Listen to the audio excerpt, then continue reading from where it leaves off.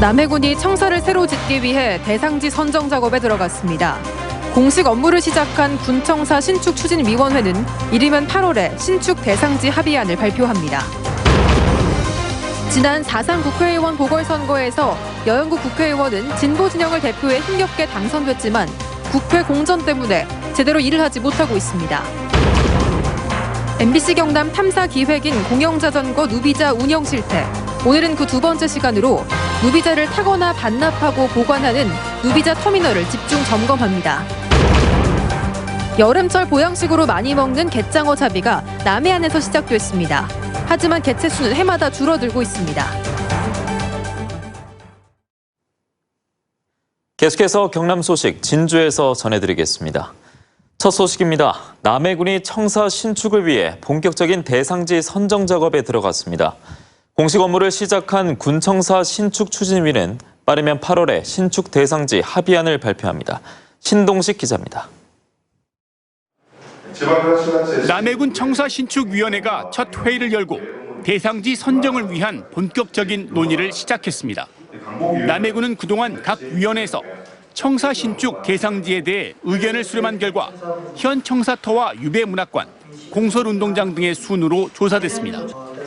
군청사는 주로 50대 이상의 남해읍 주민이 자가용을 이용해 방문하고 있으며 남해군은 청사를 이전한 다른 지자체에서 주차장과 주민소통, 민원 편의 공간의 필요성을 확인했습니다. 주차장에 대한 문제는 신축위원회도 지속적으로 발생하는 사항으로 적극적인 검토가 필요하며 다양한 소통 공간과 주민 편의를 위한 공간을 많이 조성하여 신축 청사는 12,000에서 14,000제곱미터 면적에 군청은 지하 2층에 지상 7층, 의회는 지하 2층에 지상 3층으로 군청 3층과 의회 3층을 통로로 연결할 예정입니다.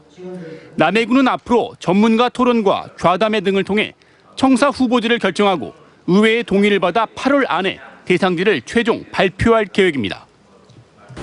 8월 중순 정도에는 우리 위원회를 안을 좀 도출했으면 단일안이 안 된다면 2개 정도 복사안을 이렇게 추천하면 군수와 군의회 의장이 그 결과를 함께 발표하고 국민들에게 설명하는.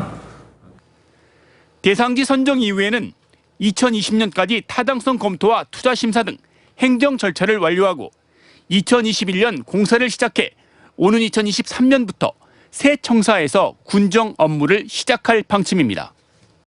지난 2001년부터 추진되다 중단된 남해군 청사 신축 논의가 다시 급물살을 타고 있습니다. 청사 위치가 현 부두로 결정될지 아니면 외곽으로 이전될지 국민들의 관심이 집중되고 있습니다. MBC 뉴스 신동식입니다. 지난 4.3 보궐선거를 통해 국회에 입성한 여영구 국회의원. 하지만 원내 활동은 거의 하지 못했습니다. 공전하는 국회에 대한 심경을 MBC 경남에 토로해왔습니다. 김태석 기자가 전해드립니다. 여영구 국회의원이 비정규 교수노조의 농성 현장을 찾았습니다. 오는 8월 일명 강사법 시행을 앞두고 대학들이 강사들에 대한 대량 해고를 하고 있는 상황. 그들의 절절한 호소가 가슴을 후벼 팝니다. 의원님께서는 우리가 뭘 해야 된다고 생각합니까? 살아남는 게 목적입니다. 생존권이 아니고 생명권이 갖다 달려 있어야지. 우여곡절 끝에 국회의원이 된 여영국 의원. 국회 파행에 대한 심경은 어떨까? 다른 의원이 맡고 있던 그 예결위원을 저로 교체를 해주셨어요. 그건 회의 한 번도 못 해보고 5월 29일 임기가 끝나버렸습니다. 그래도 굉장히 바쁜 시간을 보내고 있습니다. 병원에서 청소하는 노동자들, 주사바늘에 찔리고 하는 여러 그 힘든 과정을 이야기를 듣고 이런 처우 개선 좀 해달라는 그런 정원대 같은 것도 이렇고. 경남의 지역구를 둔 국회의원으로 교육위 상임위원으로 원내 대변인으로서 하고 싶은 일이 너무 많습니다. 일자리 예산, 또 환경 미세먼지 예산 등등을 좀 확보하는 게 굉장히 중요하고요. 사립학교법 개정에 제가 할 수 있는 역할을 또 한번 해볼까. MBC 뉴스 김태석입니다. 진주의정 모니터단이 오늘 진주시 의회에서 시의회의 인터넷 생중계를 요구하는 피켓팅을 벌였습니다. 진주의정 모니터단은 의회 생중계는 시의원의 선택이 아니라 시민들의 권리라며 시의회가 시기상조와 효율성을 거론하는 것은 의원 스스로 자신의 신분을 망각하고 있는 것과 다를 바 없다고 비판했습니다. 한편 진주시의회는 지난 3월 의회 생중계 안건을 무기명 비밀투표에 붙여 찬성 9명, 반대 11명으로 부결시켰습니다. 민주노총 경남본부 사천선언지회가 오늘 삼천포항에서 조합원들이 참가한 가운데 노동기본권 쟁취를 위한 집회를 열었습니다. 이들은 어획구에 연동한 성과급 성격인 보합의 17% 유지와 민주노총 조합원 탄압 중단, 기존 임금 협약 승계 등을 선주들에게 요구했습니다. 먼저 기획보도로 시작합니다. 창원시가 공영자전거 누비자를 도입한 지 올해가 12년째입니다. 그런데 그동안 5천만 원이나 드는 누비자 터미널을 뚜렷한 기준 없이 무분별하게 설치해온 것으로 드러났습니다. 서창호 기자가 단독 취재했습니다. 창원의 한 아파트 입구에 설치된 누비자 터미널입니다. 이용객이 많은 평일 오후지만 누비자 대부분이 거치대에 세워져 있습니다. 바구니 주변에는 식물 줄기가 뒤엉켜 자라고 있습니다.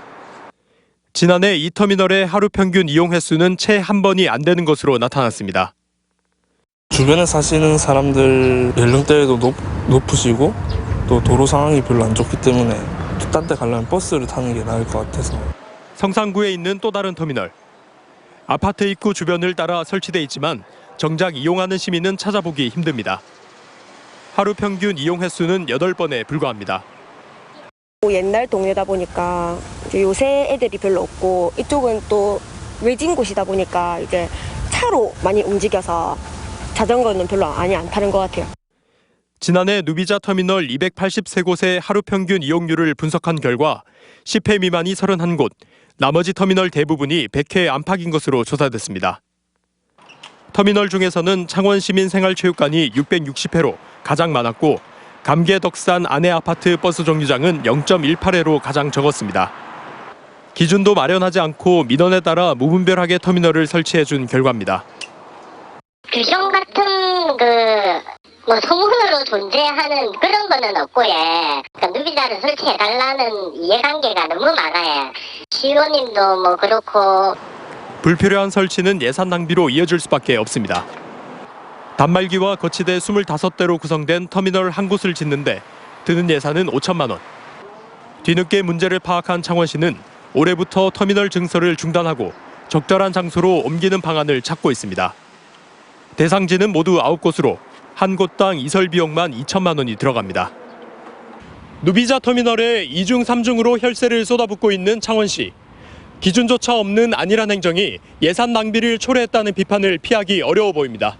MBC 뉴스 서창호입니다. 여름철 보양식으로 많이 먹는 갯장어가 남해안에서 잡히기 시작했습니다.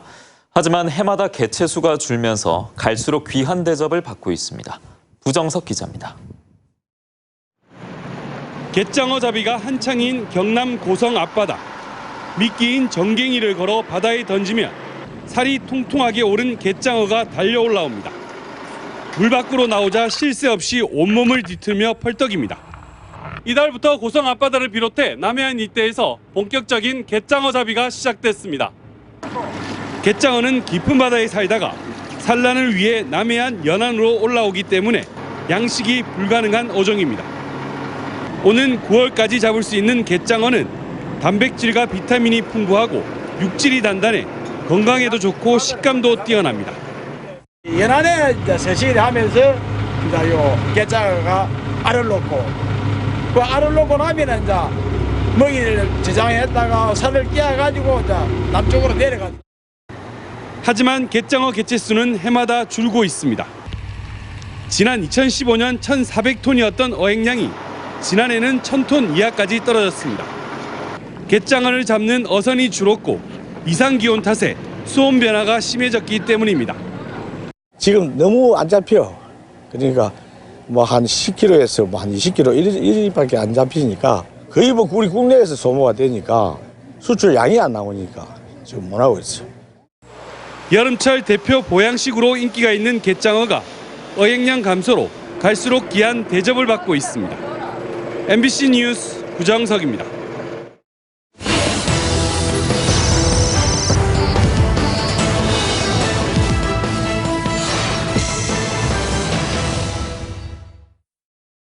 다음 소식입니다. 앞으로 광역의회 소속 공무원을 자치단체장이 아닌 의회의장이 임명할 전망입니다. 오늘 국무회의를 통과한 지방공무원법 개정안은 광역지자체에 한해 자치단체장이 가지던 지방의회 소속 공무원 인사권을 의회의장에게 부여하는 내용이 골자입니다. 이에 따라 경남의 경우 도의회의장이 의회 소속 공무원의 채용 등을 관할하게 되는데 이 개정안은 국회 본회의를 통과하면 확정됩니다.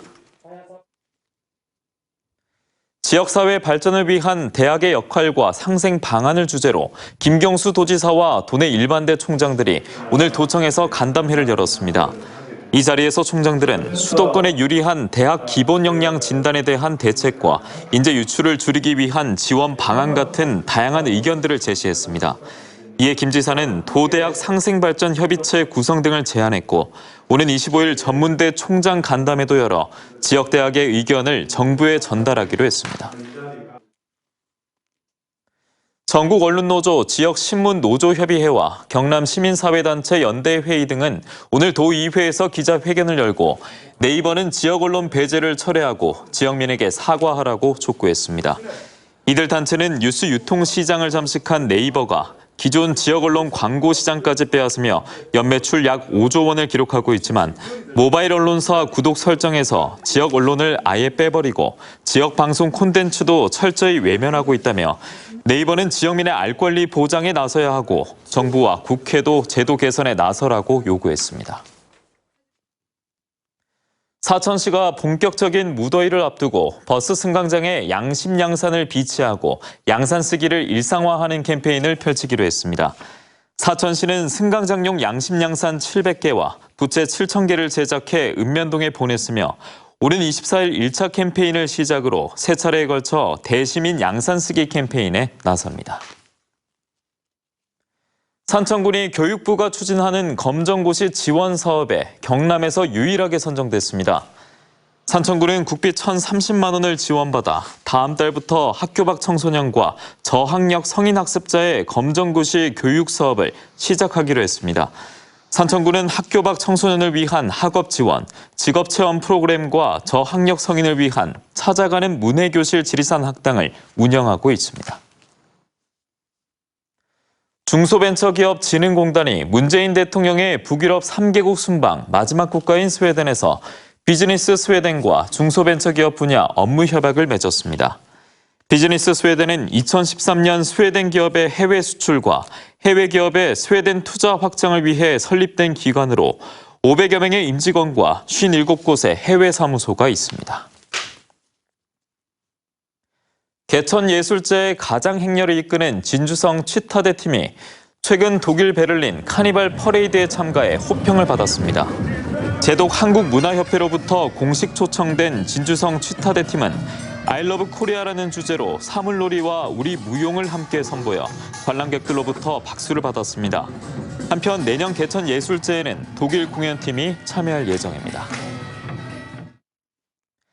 경남경찰청 아동청소년 수사팀은 침대에서 떨어진 15개월 딸을 제때 치료하지 않아 숨지게 한 혐의로 아버지 22살 A씨를 불구속 입건했습니다.